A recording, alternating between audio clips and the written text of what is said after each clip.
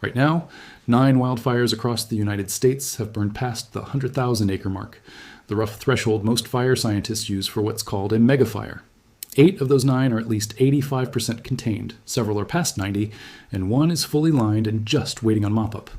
And then there's the 9th, Washington's Little Giant Fire, sitting at more than 135,000 acres, and only 10% contained.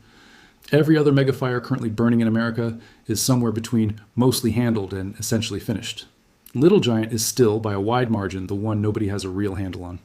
I want to explain why this specific fire, out of all of them, has fallen this far behind, and why the terrain it's burning in matters more than its size does. Let's get into it. If you watched my video on this fire a couple of weeks ago, you know the beginning of this story. Little Giant started from a lightning strike back on July 16th in Chelan County, Washington, in the rugged country between the Chihuahua and Entiat River drainages, extending toward the Glacier Peak Wilderness and Lake Chelan. Back when I last covered it, the fire had just gone through an explosive growth spurt tied to what officials called one of Washington's most dangerous wildfire weather events on record, a wind event serious enough that the National Weather Service issued a rare, particularly dangerous situation fire weather warning.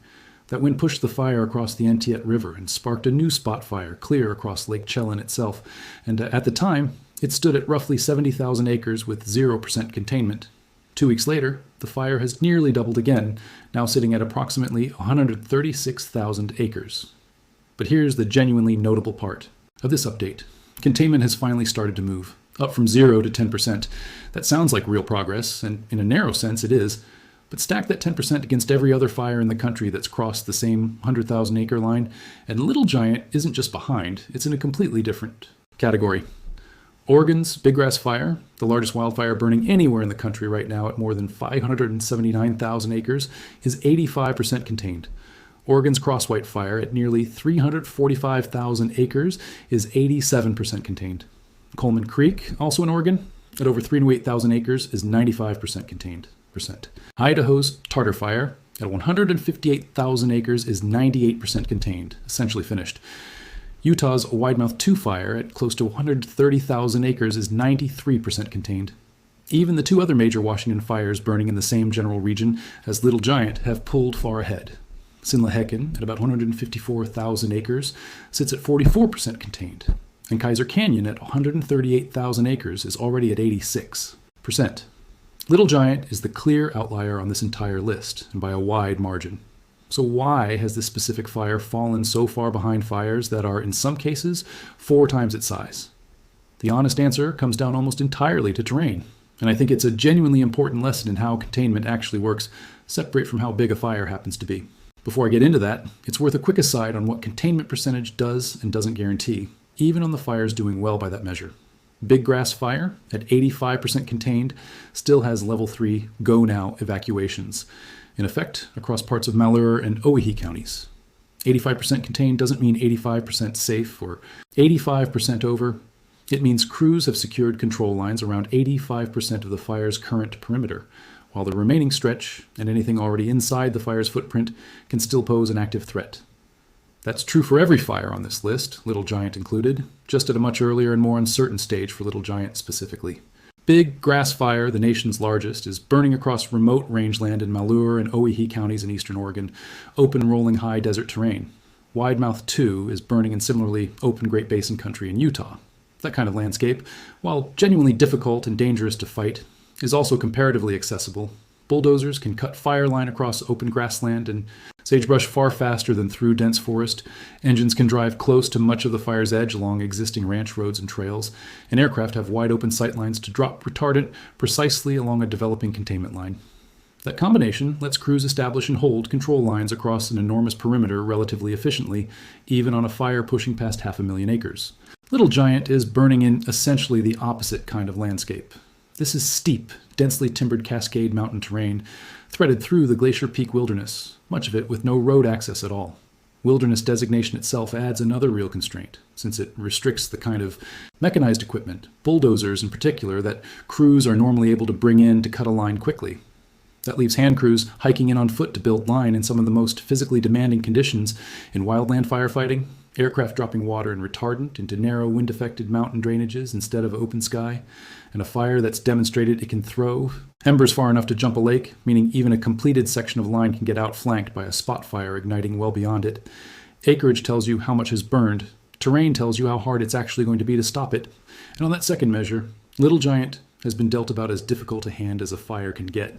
It's worth understanding a bit about how these incidents actually get managed too, since a fire of this scale isn't just left to a single local fire department. Wildfires of this size and complexity get assigned an incident management team, ranked by complexity level, with Type 1 teams handling the largest, most complex, most resource-intensive incidents in the country. A fire like Little Giant. I'm sitting at over 135,000 acres with only 10% containment in wilderness terrain, typically commands exactly that top tier of management, complete with its own incident commander, planning section, logistics section, and daily situation reports published publicly through INCIWeb. That level of organizational overhead exists precisely because a fire like this requires coordinating hundreds of personnel, multiple aircraft, and complex terrain-specific tactics simultaneously. A genuinely different operation than the crews required for a fire burning in easier, more accessible ground even at a similar acreage. It's worth zooming out to the national picture too, because Little Giant isn't an isolated problem. It's one especially stubborn piece of what's shaping up as a genuinely severe fire year across the board. As of the most recent tally, firefighters have responded to more than 50,000 wildfires nationally this year, burning in excess of 7.6 million acres, 129% of the 10-year average for number of fires, and 170% of the 10-year average for total acreage burned. Put another way, the U.S. has already burned more acreage so far this year than it did across the entirety of 2025, and we're not through the season yet. Oregon alone currently holds 4 of the 10 largest active wildfires in the country. This is a year where megafire has stopped being a rare classification and started being a fairly regular occurrence across the interior West. The root cause behind all of it traces back to last winter. Much of the western United States went into this fire season carrying a record low seasonal snowpack, layered on top of historically dry conditions across the southern Rockies specifically. Roughly 48% of the continental United States has been sitting in some level of drought through the peak of this season. And that dryness set the stage well before a single major fire ignited. The actual trigger for this specific outbreak of large Pacific Northwest fires came in mid-July, when federal forecasters identified 2 major lightning events that swept across the region and ignited a wave of new fires almost simultaneously, hitting vegetation and timber that had already dried out months ahead of schedule thanks to that snowpack deficit. July rainfall came in below normal on top of that, which meant there was essentially no natural relief valve to slow any of these fires down once they got started. Little Giant's own ignition, a lightning strike on July 16th, fits neatly into that same window. I also want to be upfront that raw acreage doesn't tell you everything about a fire season's actual human cost, and it's worth holding 2 different fires in your head at once here for contrast. Little Giant, despite being enormous, is burning through remote wilderness with limited nearby population, and there have been no reported deaths or serious injuries tied to it directly. Compare that to the much smaller bug fire burning across the Nevada-California border in Washoe, Lassen, and Sierra counties, which ignited in early August, likely from human causes, and despite topping out at under 94,000 acres, well under a third of Little. Giant's size has been tied to 1 confirmed death, 3 injuries, and 9 destroyed structures, along with power outages and evacuations across 2 states. Size and human toll don't automatically move together. A fire's location relative to people, roads, and structures often matters more for casualties and property loss than how many total acres eventually burn, which is exactly why Little Giant's remote wilderness setting, with the same terrain making it so hard to contain, has also kept it from producing the kind of direct human toll a fire this size might cause somewhere more populated. So what does far from over actually mean here in practical terms?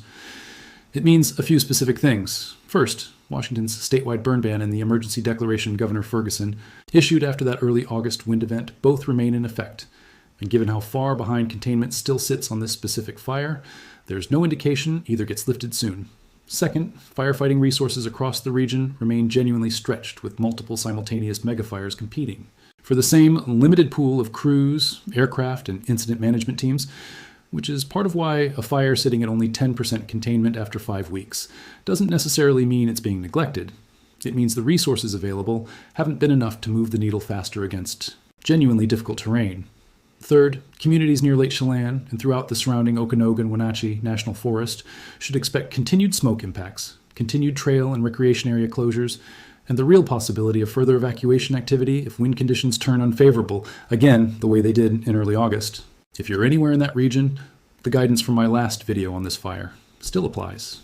And I'd actually raise the level of seriousness rather than lower it now that we're 5 weeks in with containment still this low.